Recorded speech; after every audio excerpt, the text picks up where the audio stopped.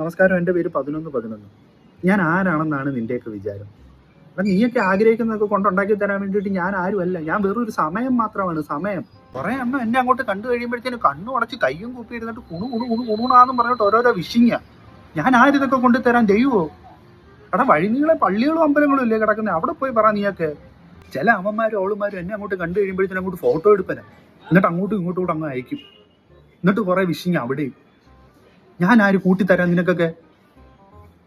എടാ, ഞാനാര് മാമയാ? എടാ, സംഭവങ്ങളൊക്കെ ശരി തന്നെ, മാനിഫെസ്റ്റേഷൻ ഓക്കെ.